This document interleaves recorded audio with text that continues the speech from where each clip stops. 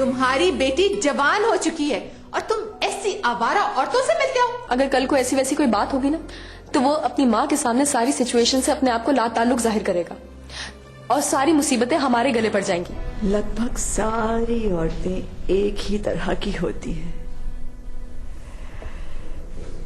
एक ही तरह से तंज करती हैं और एक ही तरह से हसद में मुब्तला होती हैं। तो बहुत अच्छी हो, बहुत प्यारी हो, पर वो पता नहीं क्यों मुझे तुमसे कहीं ज्यादा अजीज हो गई है। देखो कहती, तुम्हारी वजह से मेरी लाइफ डिस्टर्ब हो रही है।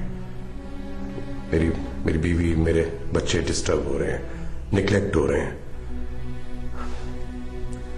आइंदा मैं तुमसे नहीं मिलूंगा।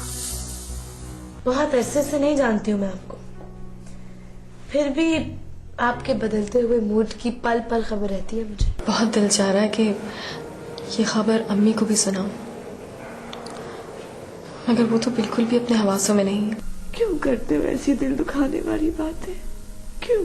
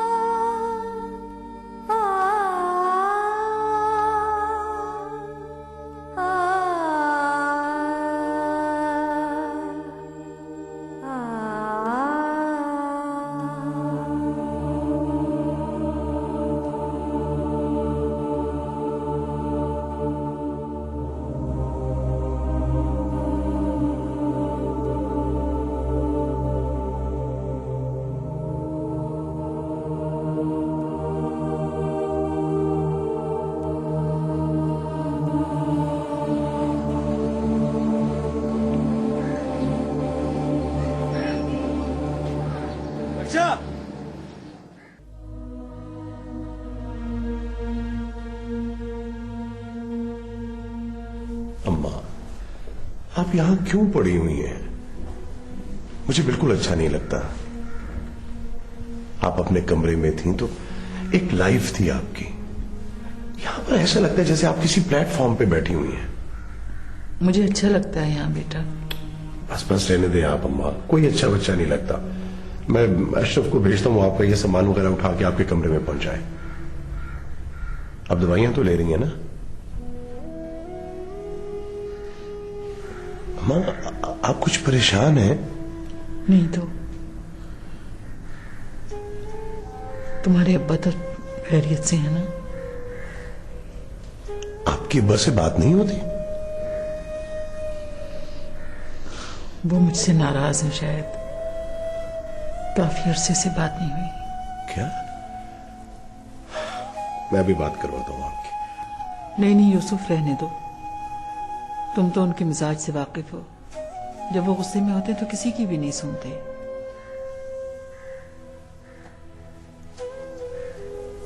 अम्मा, आप अपने आप को अकेला मत समझिए। मैं हूं ना आपके पास, आपका बेटा, आपका यूसुफ। आप अपना सामान समेटिए, मैं अशरफ को भेजता हूं आपके पास। अच्छा ठीक है।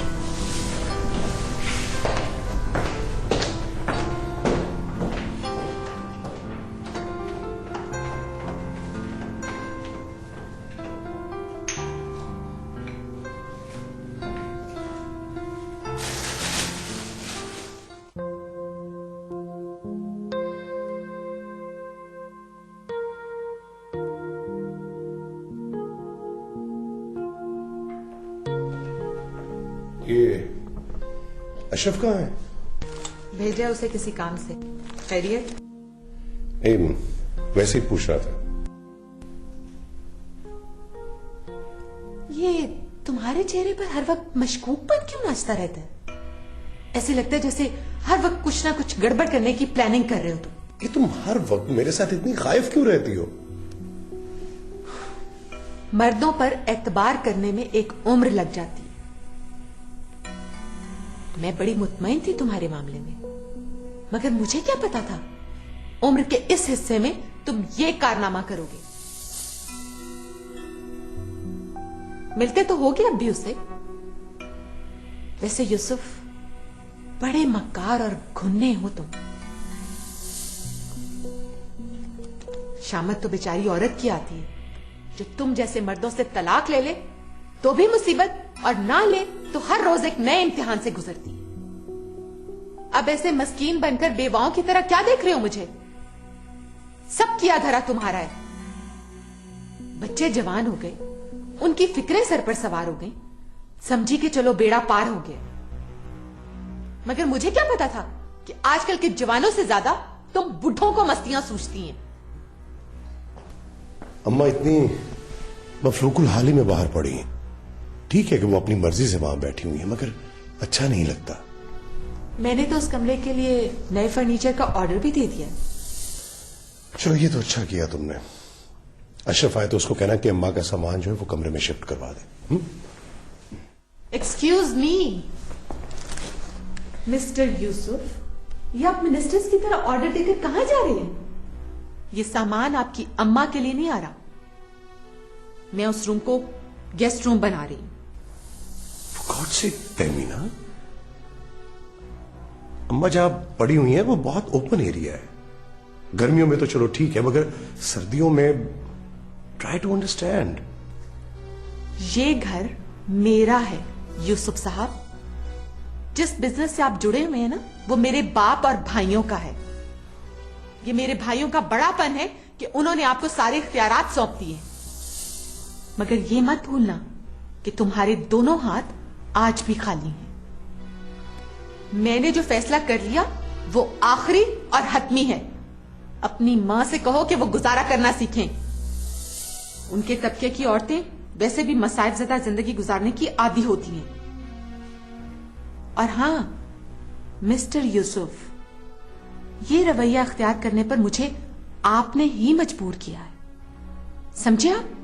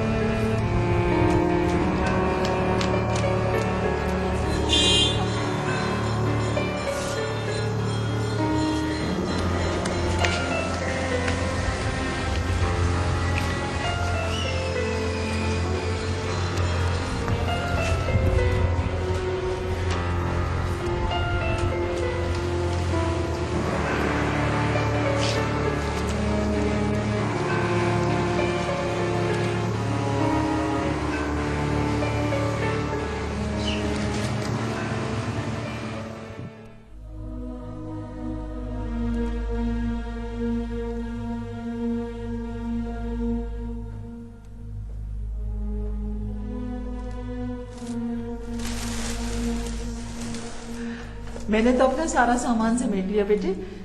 अशरफ अभी तक नहीं आया। सामान वापस रख ले मां। मैं अबू यूसुफ नहीं रहा जो आपका बेटा था।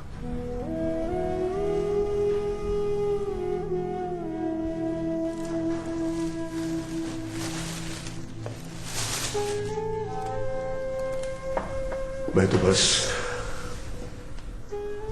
तहमीना का शौहर हूं, फायजा और बिलाल का बाप। नीलामी में बिकने वाले लोगों को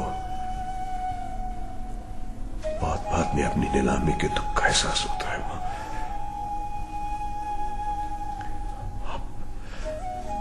आप अब यहीं रहेंगी इस घर में। आपके लिए अब कोई और जगह नहीं है। वो भी ठीक कहती है।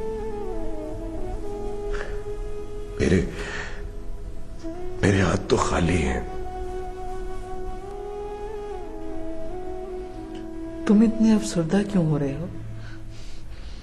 मुझे तो कोई परेशानी नहीं है यहाँ। सीढ़ी तो उसे मैंने बनाया था मां।